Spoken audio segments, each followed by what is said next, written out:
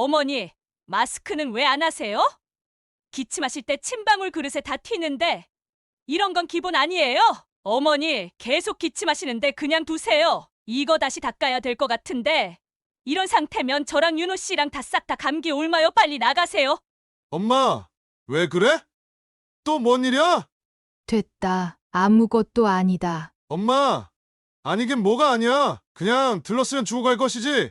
왜 또 싸움을 만들어? 최 여사님은 연신 기침하느라 눈 주변이 뻘겋게 된 상태였지만 너무 화가 나서 순간적으로 아들을 돌아보았습니다. 아이, 됐어. 엄마, 그냥 두고 집에 가. 몇 번을 말해. 저 사람 말만 따라 감기 옮으면 어쩌려고. 됐어. 그냥 반찬 두고 갈 것이지. 뭘 하겠다고. 어머니, 오늘은 그냥 가세요. 저희 쉬어야 돼요. 저 아프면 애기까지 큰일 난다고요.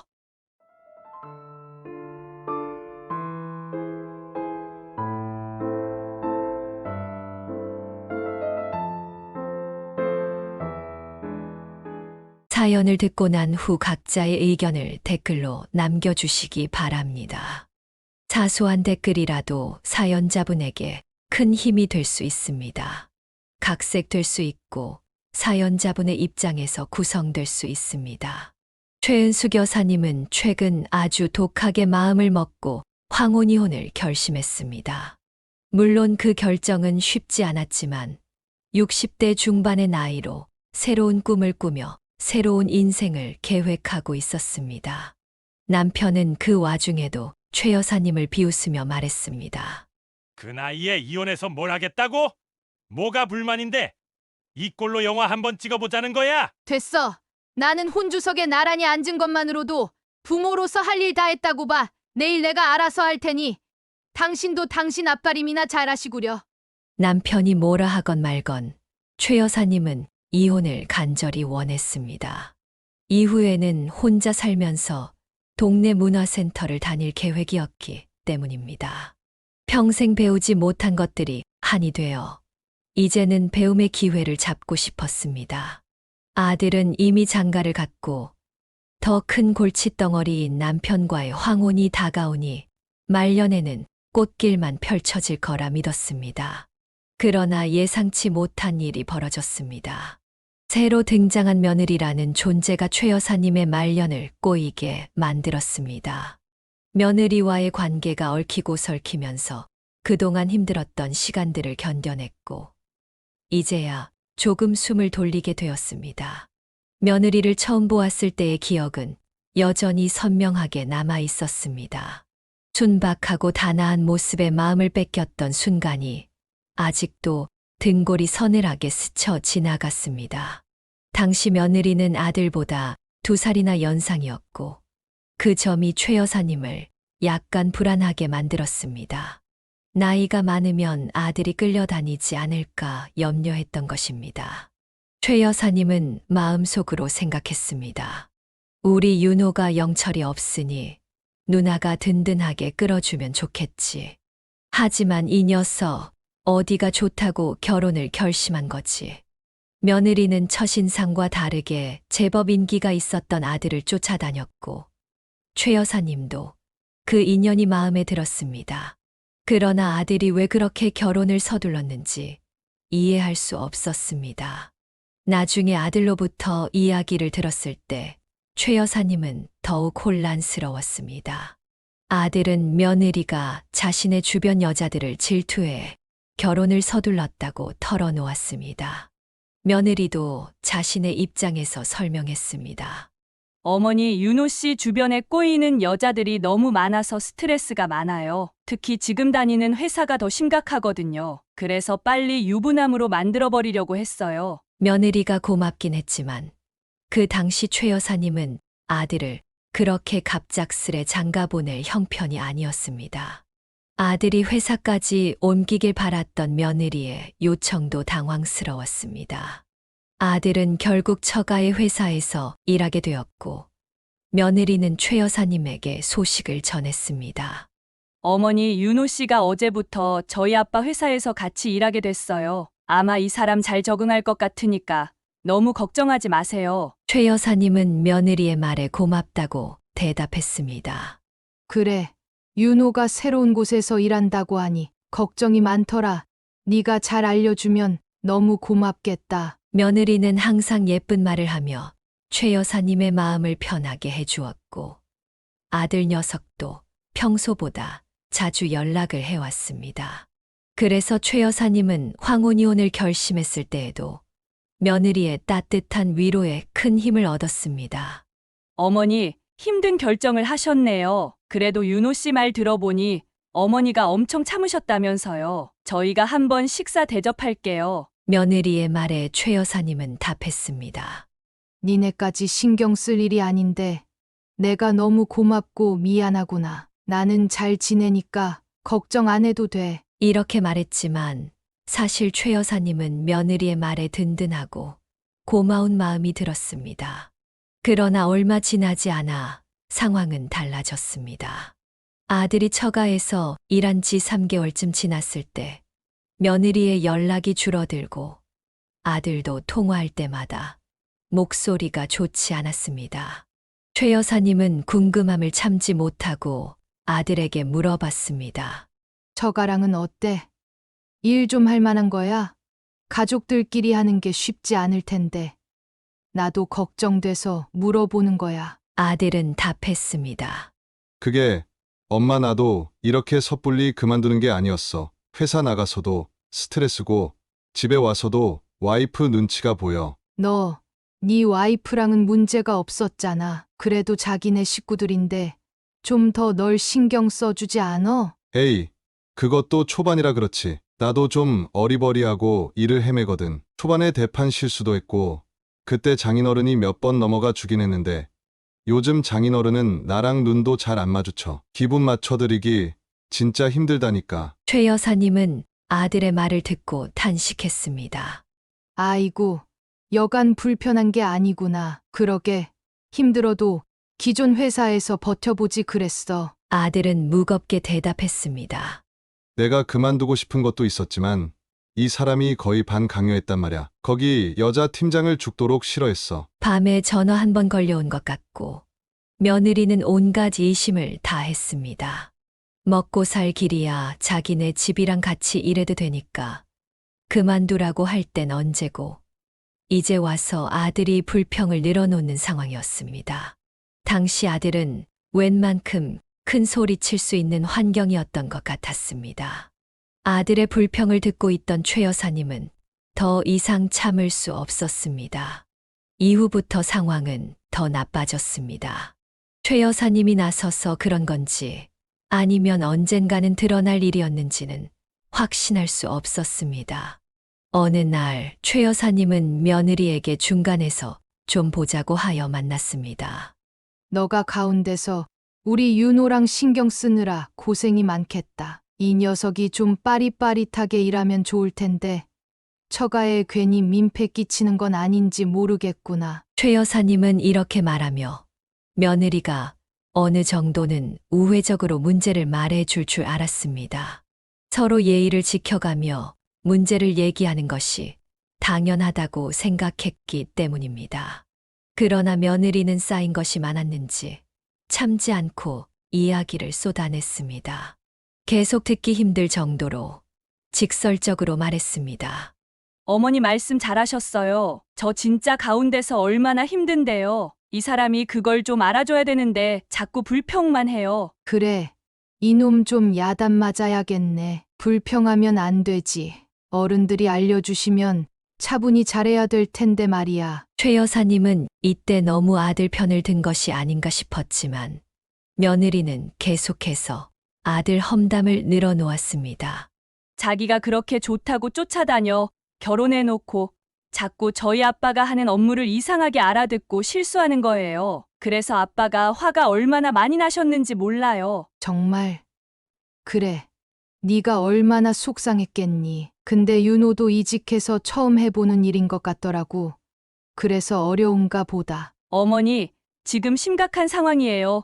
저희 아빠가 이제 안 도와준다는 말까지 하고 계신 상황이에요. 돈 300, 400조 가면서는 못 쓰겠다고 하시더라고요. 일이 그렇게까지 됐구나. 최 여사님은 며느리의 말을 듣고 더 이상 뭐라고 해야 할지 몰랐습니다. 저희 지금 대출도 많고 돈 돌아갈 때도 천진데 그만두라고 말할 수도 없고 너무 머리 아파요. 그게 그렇게 윤호가 잘못 따라가면 차라리 그만두는 게 낫지 않겠어? 여러 사람 고생 안 하고 정리하는 게 나을 텐데. 그만두라고요? 그런다고 바로 취직이 되겠어요?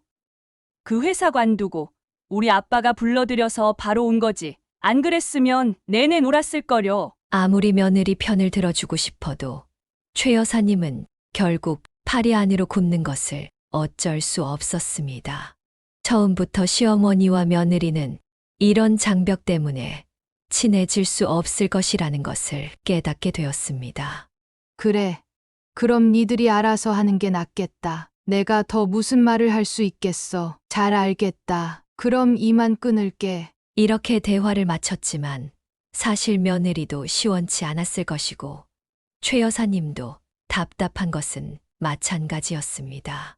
하지만 그날 이후로 며느리는 연락이 뜸해졌고 명절이 다가왔을 때도 전혀 소식이 없었습니다. 최 여사님은 구질구질하게 느껴지는 것을 알면서도 먼저 며느리에게 전화를 걸었습니다. 며느리의 반응은 예상외로 냉담했습니다. 네, 어머니. 저희 요즘 바빠서 정신 없어요. 명절이요? 아, 명절이 있었네. 그럼 그때 뭐 제가 뭘 하면 될까요? 아직 뭐 정해진 건 없어서. 니들 그날 언제 올 거니? 글쎄요. 저희 집도 일단 가야 되고 첫 명절이고 이 사람 안 그래도 저희 아빠한테 찍혀서 명절 때라도 잘 보여야 되거든요. 순간 최 여사님은 매우 불쾌해졌습니다. 예. 윤호가 너희 집에 속을 많이 썩이고 시원찮은가 본데 그렇게 서로 눈치 보게 할 거면 그냥 그만두는 게 어떻겠어? 걔도 가운데서 얼마나 힘들겠어? 어머니는 본인 아들만 보이세요? 저희 아빠는 166도 안 오르고 계속 떨어지기만 하는 사위를 붙잡고 달마다 생활비급으로 월급을 주고 계신 거예요. 제가 당연히 감정이 안 좋을 수밖에 없잖아요. 며느리는 상당히 공격적으로 나왔고 최 여사님은 이 반응에 당황하여 말을 잇지 못했습니다. 그리고 전화를 끊고 나서 그날 밤에는 잠을 잘 수 없을 정도로 온갖 생각에 시달렸습니다. 다음 날 아들에게서 전화가 왔습니다. 명절날 못 오겠다는 소식이었습니다. 대뜸 그게 뭐야? 왜 갑자기 못 와? 결혼하고 첫 명절인데 왜 안 온다는 거야? 엄마가 이 사람 좀 서운하게 했어? 아주 화가 많이 나 있어. 내가 가운데서 이렇게 눈치를 봐야 돼? 뭘 서운하게 해? 자기가 나한테 화내듯이 말한 거 왜 빼고 말을 한대? 그 봐. 뭔 일이 있었구만. 아무튼 나는 이날 꼼짝없이 처가에 먼저 가야 돼. 엄마도 알겠지만 나 여기 회사 아직도 힘들고 이러지도 저러지도 못하고 있어. 아이고 답답하. 그냥 관둬. 뭐하러 묶여 있냐고. 그럼 당장 내가 쉬지도 않고 달마다 300, 400씩 나오는 회사를 어떻게 구해? 안 그래도 달마다 대출이며 이자 때문에 들들 볶는데. 아들은 완전히 며느라에게 휘둘리는 느낌이었고 심지어 최 여사님에게 부탁까지 했습니다. 엄마, 부탁인데 너무 일 들쑤시지 말아주라. 나 안 그래도 힘든 거 알지? 명절 때는 나 혼자서라도 갈 테니까 그냥 이 사람한테 괜히 연락하고 그러지 마. 엄마가 자기한테 뭐라고 했다고 아주 나한테 귀신처럼 들이받더라니까. 뭐? 그게 무슨 말이야? 들이받다니. 그럴 일이 뭐가 있어. 걔도 아주 웃긴 애네. 엄마, 그냥 입 다물고 긁어부스럼 만들지 말고 그만하자. 최 여사님은 너무 불쾌했습니다. 그렇다고 시름시름 알아눕는 것도 그녀 스타일이 아니었습니다.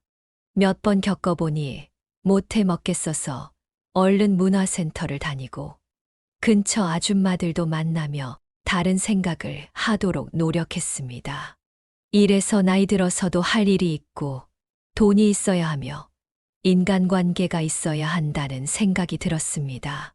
그런 최 여사님의 마음과 달리 며느리는 결국 명절 당일에 오긴 했지만 무엇이 그렇게 불만인지 짜증을 내며 행동했습니다. 최 여사님은 누가 시어머니인지 모를 정도로 어색한 분위기 속에서 며느리를 맞이했습니다. 뭘 이렇게 많이 사왔냐? 고기랑 많이도 준비해 왔네. 니네 힘들 테니까 좀 쉬어라. 최 여사님은 며느리가 잔뜩 먹거리를 사들고 온 것을 나쁘지 않게 보며 관계를 개선해 보고자 이렇게 말했습니다. 그러나 며느리는 전혀 다른 반응을 보이며 대답했습니다. 어머니, 드릴 말씀이 있는데요. 들어주실 수 있나요? 갑자기 며느리가 콧소리를 내며 다가오자 최 여사님은 약간 거부감을 느꼈습니다. 저희 둘 다 친정 사무실 나가서 매달리느라 밥도 못 먹고 맨날 배달만 시켜 먹어요. 요즘 둘이서 위험을 달고 산다니까요? 그래서 말인데, 어머니, 저 배추된장국도 너무 맛있고, 어머니 반찬 먹고 싶어요. 난 또 뭐라고? 갈 때 반찬 좀 싸달란 말이냐? 그것도 좋고요. 그냥 어머니가 해주시는 반찬 있으면 저희 너무 밥 잘 먹을 것 같아서요. 시장에서 몇 번 사 먹어봤는데 죄다 조미료에 돈만 아깝고. 그래. 무슨 말인진 알겠다. 어차피 나 혼자 살며 반찬 만드는 거 양 많아서 늘 처치가 힘들어. 내가 가끔 할 때마다 갖다 줄 테니까 밥들 잘 챙겨 먹어라. 며느리는 실컷 최 여사님의 음식을 맛있다며 기를 살려주고 갔고 최 여사님은 대수롭지 않게 여겼습니다. 그래서 이후로도 종종 반찬을 해다가 주었습니다. 며느리는 처음에는 감사하다고 했지만 시간이 갈수록 며느리와 아들이 요구하는 것들이 점점 많아졌습니다. 어머니, 비밀번호 알려드릴 테니까 반찬 좀 집안으로 넣어주시면 안 될까요? 상할까봐 걱정돼서 그래요. 저번에 무나물인가 안 들어갔다가 다 쉬었거든요. 아이고, 정말이냐 그게? 그래, 알았다. 내가 집에 들어 넣어두마. 저기, 어머니 정말 죄송한데요. 진짜 시간 여유 되시면 부탁이 있어요. 그거 넣어주실 때 그냥 현관에 두지 마시고요. 3걸음만 더 걸어서 들어오시면 냉장고 있으니까 거기 넣어주시면 안 될까요? 정말 죄송해요. 결국 최 여사님은 반찬을 해오면 문을 열고 들어가서 냉장고 안에 넣어주게 되었습니다. 그러나 최 여사님도 스스로 생각해보니 무슨 일이 생기면 온전히 한쪽 잘못만은 아니라는 것을 깨달았습니다.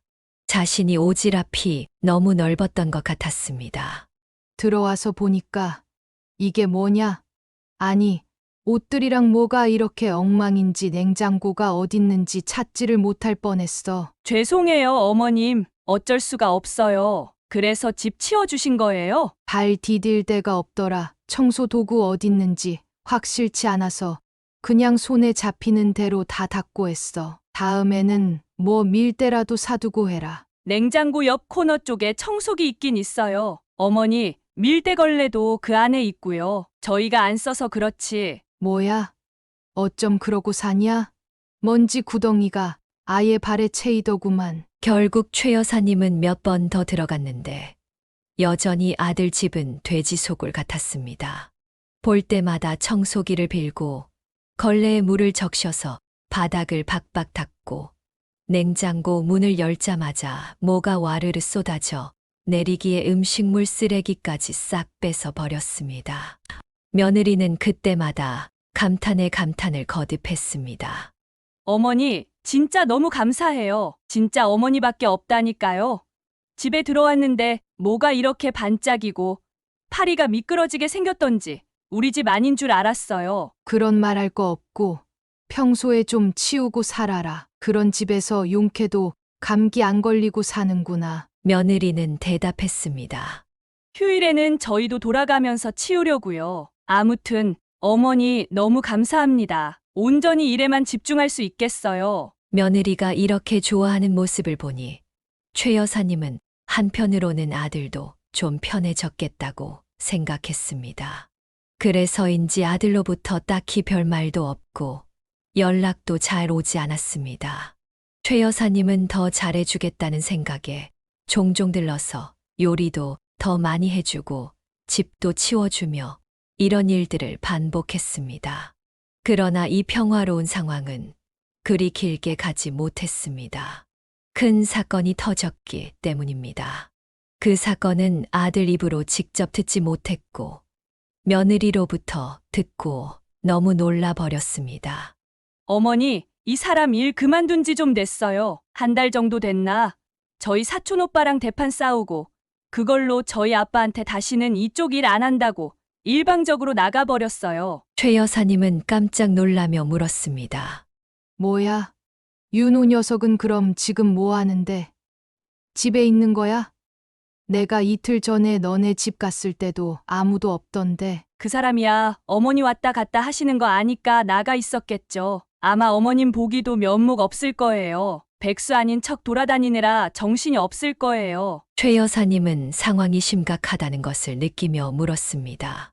어찌 된 건지 너희 친정아버지께서도 마음이 많이 상하셨겠구나. 상하다 말다요. 평생 안 보겠다고 하셨어요. 자기가 그간 일 뒤집어 놓은 건 생각도 안 하고 우리 사촌 오빠한테 한마디 들었다고 뻥 터져서 그만뒀어요. 일방적인 얘기였지만 아들의 상황이 너무 안 좋아 보였습니다. 며느리와 더 할 얘기가 없을 것 같아 전화를 끊고 최 여사님은 아들에게 직통으로 물었습니다. 상황은 생각보다 심각했습니다. 엄마한테 말하면 당연히 이렇게 걱정하니까 말 안 했어. 결혼 생활을 이어갈 자신이 없네. 거기 그만두고 자신감도 완전히 떨어지고 이 사람 보는 것도 자신이 없어서. 최 여사님은 걱정스러워 물었습니다. 그렇다고 마냥 그러고 있으면 어떡해. 뭐든 해야지. 나 그래서 요즘 몰래 일 구하러 다니는 중이야. 엄마도 내색하지 말고 가만 냅둬. 어떻게 해야 될지 나도 모르겠어. 분위기를 보니 아들은 완전히 자기 와이프에게 기가 눌려 있는 것 같았습니다. 하지만 다행히 실제로 이혼할 생각은 전혀 없었습니다. 그러나 결과적으로 최 여사님까지도 눈치를 보게 된 것입니다. 반찬을 만들어 가져다 주러 갔을 때 며느리와 마주쳤습니다. 며느리가 최 여사님에게 할 얘기가 있다고 했습니다. 어머니, 거기 앉으시면 돼요. 네, 사실 윤호 씨 아직도 취업이 안 돼서 돌아다니고 있어요. 너무 답답한데 어떻게 해야 될까요? 니네 대출이랑 돈 낼 게 많다고 했지? 그럼 어떻게 하면 좋으려나? 저희 친정에서도 이제 꼴 보기 싫다고 하세요. 제가 이런 사정을 말했는데도 더는 못 봐주겠다고 하시더라고요. 와중에 윤호 씨가 한 달이 넘도록 저렇게 떠돌아다니고 있다니 너무 한심하시고요. 최 여사님은 한숨이 절로 나왔고 대놓고 제 아들을 헐뜯는 며느리 앞에 시원한 해결책도 없고 그녀 또한 며느리 앞에서 면목이 없었습니다. 착잡한 와중에 며느리는 깜짝 놀랄 이야기를 꺼냈습니다. 게다가 저 임신했단 말이에요. 최 여사님은 놀라며 물었습니다. 임신을 했다고? 사실 이게 얼마나 축하할 일인데 이런 우울한 이야기 중에 임신 소식을 들어야 했던 것이 당황스러웠습니다.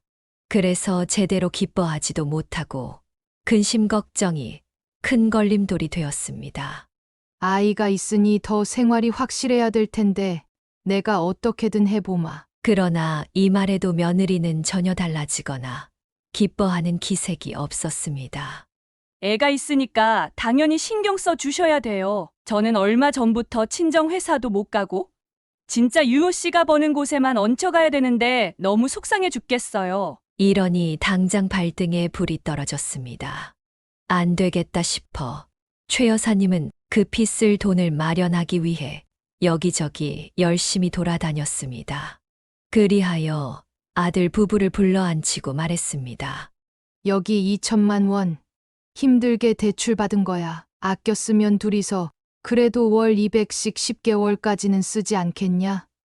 둘이서 잘들 관리하고 나도 녹록치 않아서 미안하다. 마음은 다 주고 싶지만 빌려주는 개념으로 줄 거야. 윤호, 너도 정신 똑바로 차리고 얼른 일 구해서 더는 네 와이프랑 얘기 힘들게 하지 말고 가장답게 살아가도록 해라. 아들은 고개를 숙이며 대답했습니다.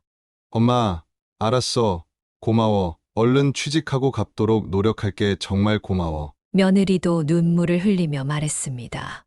드디어 이제 한숨 좀 놓네요. 정말 감사해요, 어머니. 더 친정에 기댈 수도 없고 정말 아기가 불쌍해서 혼났어요. 며느리가 울음을 터뜨리니 최 여사님도 많이 안쓰러웠습니다. 그 뒤로 아들은 나름의 구직 활동을 이어갔고 최 여사님은 둘이 이 순간을 잘 극복하길 바라게 되었습니다. 최 여사님도 꾸준히 애들을 챙겨주고 싶었지만 문화센터에서 악기를 배우고 싶고 다른 취미를 즐기고 싶어도 애들 반찬을 챙겨주느라 더 바빴습니다. 아들이 가장 역할을 제대로 하지 못하고 있는 모습을 보니 최 여사님은 그래도 아들은 자신이 낳은 자식이라 마음을 쓰고 돈도 썼던 것입니다. 그러나 시간이 지나면서 그런 마음도 점차 사라졌습니다. 며느리가 틱틱대며 말하는 건 어쨌든 남이니까 견딜 수 있었지만 아들까지 늘어진 모습을 보니 더 이상 참기 힘들었습니다. 결국 아들은 다시 회사에 들어갔고 예전만큼은 아니지만 생활에 여유가 생긴 듯 보였습니다. 며느리도 예전과는 달리 아들에게 잘해주는 모습을 보였습니다. 어느 날 최 여사님은 며느리네 집에서 설거지를 하고 있었습니다.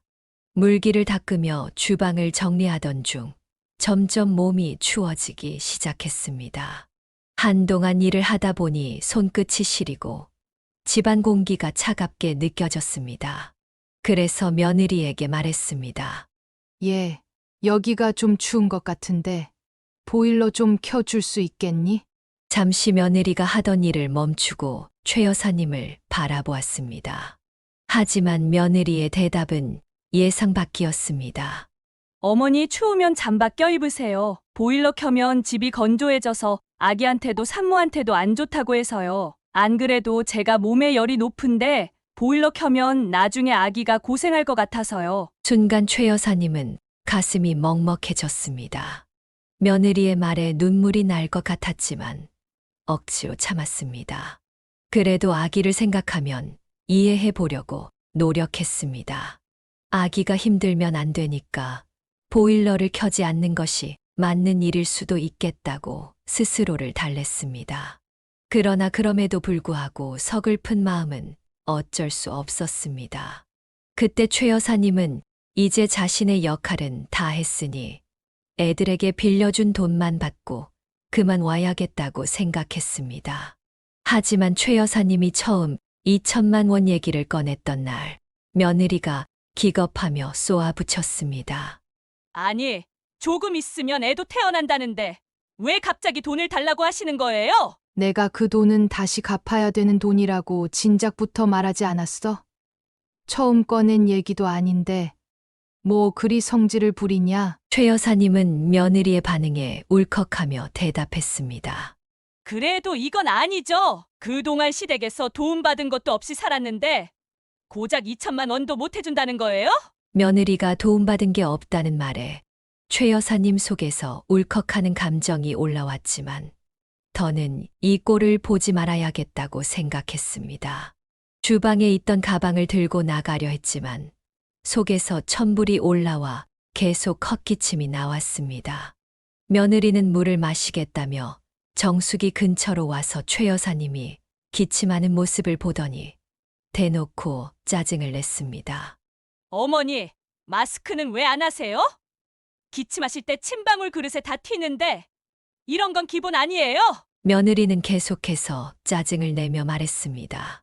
근데 이거 참 또 일거리인데 말이에요. 어머니, 계속 기침하시는데 그냥 두세요. 이거 다시 닦아야 될 것 같은데 이런 상태면 저랑 윤호 씨랑 다 싹 다 감기 옮아요. 빨리 나가세요. 이 신랑이 중에 쇼파와 한 몸이 되어 있던 아들은 슬슬 기어 나왔습니다. 엄마, 왜 그래? 또 뭔 일이야? 최 여사님은 아무렇지 않은 척 대답했습니다. 됐다. 아무것도 아니다. 그러나 아들은 전날 술을 먹고 늦게 와서 피곤하다며 짜증을 내며 말했습니다. 엄마, 아니긴 뭐가 아니야. 그냥 들렀으면 주고 갈 것이지. 왜 또 싸움을 만들어? 최 여사님은 연신 기침하느라 눈 주변이 뻘겋게 된 상태였지만 너무 화가 나서 순간적으로 아들을 돌아보았습니다. 뭘 싸워? 내가 뭘 어쨌다고. 하지만 아들은 손사래를 치며 귀찮다는 듯이 대꾸했습니다. 아이, 됐어. 엄마, 그냥 두고 집에 가. 몇 번을 말해. 저 사람 말 맞다나 감기 옮으면 어쩌려고. 됐어. 그냥 반찬 두고 갈 것이지. 뭘 하겠다고. 최 여사님의 어깨가 바들바들 떨렸고 며느리도 이 말에 동조했는지 물을 마시면서 최 여사님을 쓱 하고 쳐다보더니 어깨를 으쓱거렸습니다. 그 순간 최 여사님은 설명할 수 없는 허무함과 서러움이 폭발하는 것을 느꼈습니다. 바로 그때 며느리가 완전히 불을 붙였습니다. 어머니, 오늘은 그냥 가세요. 저희 쉬어야 돼요. 저 아프면 애기까지 큰일 난다고요. 그러면서 며느리는 최 여사님 옆에서 모기약인지 뭔지 스프레이를 뿌려댔고 최 여사님은 그 순간 화가 머리끝까지 치밀어 올랐습니다. 뭐라고? 순간적으로 휙 돌아본 최 여사님의 표정이 낯설었는지 며느리는 약간 놀라는 눈치였지만 아들은 그런 걸 보지 못하고 계속 감기 옮는다. 그만 가라는 소리만 했습니다. 최 여사님은 참을 수 없는 분노와 서러움이 겹쳐져 터져 나왔습니다. 진짜 사람 환장하게 하는 건 니들인지도 모르고 오냐오냐 했더니 진짜 끝을 모르는구나. 됐어. 나도 이제 볼장 다 봤다. 니들과는 이제 안 볼 거야. 그러면서 최 여사님은 아직도 습기가 차 있는 손으로 곧장 전화를 걸었습니다. 여보세요? 당신. 그래요. 난데 저기 그 돈 있잖아요. 당신이 얼른 여기 와서 얘네들한테 받아가요. 내가 큰맘 먹고 당신한테 돈 빌려서 윤호랑 새애기 보태준 건데 얘네가 쓸모없나 봐. 나는 그냥 빠질 테니까 알아서 받아요들. 전화를 끊고 곧장 여기 주소를 문자로 타닥타닥 쳐서 보내고 있는데 아들이 재빨리 눈치채고 최 여사님의 팔을 붙잡았습니다. 엄마, 누구야? 설마 아버지한테 전화한 거야? 최 여사님은 냉정하게 대답했습니다. 그래. 네 아버지다. 그 돈 네 아버지한테 빌린 거야. 셋이서 알아서들 해라. 이 말에 옆에서 팔짱 끼고 물을 마시고 있던 며느리는 눈이 휘둥그레 커져서는 미간을 확 찌푸렸습니다. 잠깐만요, 어머니. 내가 잘못 들은 건가? 아버님이요? 아버님이랑 이혼하셨잖아요. 이게 무슨 말이에요? 최 여사님은 며느리의 말을 무시하고 차분히 설명했습니다. 그래. 내가 이혼할 만한 이유가 있어서 이혼한 사람이거든. 술주정부터 시작해서 여타 나쁜 짓들. 하여간 남자로서 그리고 아버지로서도 너무 힘든 사람이었지. 너도 결혼식 때 그 사람을 겪어봤으니 알 거야. 니들 지금부터 잘 들어. 니들이 앓는 소리에서 내가 돈 넣을 구멍이 없으니 이 사람한테 2천 빌렸다. 나도 일 다니며 같이 갚아줄 생각이었는데 안 되겠다. 이건 뭐 가족 같은 맛이 있어야지 뭘 할 게 아니냐. 아들은 당황하며 말했습니다. 엄마, 빌릴 데가 따로 있지. 무슨 아버지한테. 그럼 네가 별다른 방도가 있어? 니들 그 돈 당장 다 토해내서 돌려드리던지 아니면 혼자 살기 적적하다는 네 시아버지 모시고 살면서 달마다 돈 갚는 셈 치던지 알아서 해라. 아들은 더욱 당황하여 대답했습니다. 그 돈을 지금 어떻게 다. 안 돼요. 이미 얼마 썼는데. 뭘 얼마나 썼길래 그래? 2천만 원 준 지 2달도 안 됐어. 그걸 홀랑 다 썼다고? 아니, 그게 밀린 게 많아서요. 그리고 조리원도 일찍 예약해야 돼서. 최 여사님은 냉정하게 말을 끊으며 말했습니다. 나는 모르겠다. 좌우지간 갚을 능력 없으면 셋이서 합해 보고 모시고 살던지 달래보던지 날짜를 늘리던지 이들이 알아서 해. 나는 빠진다. 그러면서 설거지하던 그릇들과 반찬통을 그대로 둔 채 옷을 착착 입고 일어섰습니다. 돌려줄 필요도 없어. 당분간 우리 집엔 얼씬도 하지 마라. 니들 꼴도 보기 싫으니까. 아들이 다급하게 물었습니다. 엄마, 어디가? 그럼 지금 아버지가 여기로 오고 있다고? 머리가 그렇게 멍청하니 아직까지 제대로 밥벌이도 못하고 앉아있지. 내가 전화하는 거 옆에서 뭘로 들었어? 나는 이제 너 몰라. 나는 네 엄마 아니고 너도 내 며느리 모시기도 아니다. 생판 남한테 해줘도 이런 취급받을 일은 없다. 그렇게 말하고 현관으로 나서는 최 여사님을 며느리가 황급히 와서 붙잡았습니다. 어머니, 저희 진짜 돈 반 정도 썼어요. 당장은 못 드려요. 저희가 잘못했어요. 그러니까 아버님은 오시는 것 좀 취소해 주시면 안 돼요? 원래 여기 신혼집 모르셨잖아요. 저는 아버님이 여기 드나드는 거 싫단 말이에요. 최 여사님은 며느리의 손을 떨치며 더 말 섞기도 싫어 밖으로 나갔습니다. 솔직히 대충 그림이 그려지긴 했습니다. 최 여사님의 전 남편의 성격이며 성향이 이 상황에서 자랑스럽고 든든하게 느껴졌다는 사실이 이혼 후에야 더욱 뚜렷해졌습니다. 그런 못된 것들에게서 벗어나겠다고 결심한 이유를 새삼 실감한 것입니다. 최 여사님이 집을 떠나온 지 30분쯤 지나서 전 남편이 애들 집에 도착했고 아주 처참한 상황이 벌어졌습니다. 그날 저녁 아들이 바로 최 여사님에게 전화를 걸어 사정했습니다. 엄마 내가 잘못했어. 아버지, 진짜 완전 엉망진창이 따로 없더라니까. 여기 오는데 술 마시러 와서 내내 냄새 풍기고 와이프가 얼굴 찡그려도 듣지 않아. 당장 돈 달라고 하는데 당장 줄 수 있으면 우리가 그 돈을 왜 빌렸겠어? 최 여사님은 웃음이 터질 것 같아 대꾸했습니다. 이거 웃기네. 나 그냥 있었으면 멍청하게 돈도 못 받았겠어. 네 아빠쯤이나 되니까 그 갱판을 치고 긴장도 하게 만들지. 아들은 간절하게 말했습니다. 엄마, 장난하지 말고 저 사람도 임신 초기고 나도 지난주에 막 취업된 거야. 근데 이것도 확실하지 않다고 임신한 부부가 서로만 신경 써야지. 솔직히 우리 아버지 같은 사람을 어떻게 같이 모시고 있냐고. 최 여사님은 모른 척 전화를 끊어버렸고 곧이어 며느리로부터 전화가 걸려왔습니다. 솔직히 그 말만 듣지 않았어도 이렇게 쐐기를 박아버리진 않았을 것입니다. 어머니, 진짜 왜 그러세요? 기왕 저희 도와주신다고 하셨으니까 끝까지 좀 봐주세요. 손주 무탈하게 볼 생각 없으신 거예요? 최 여사님은 그 말에 완전히 뚜껑이 열려버렸습니다. 너 말 조심해라.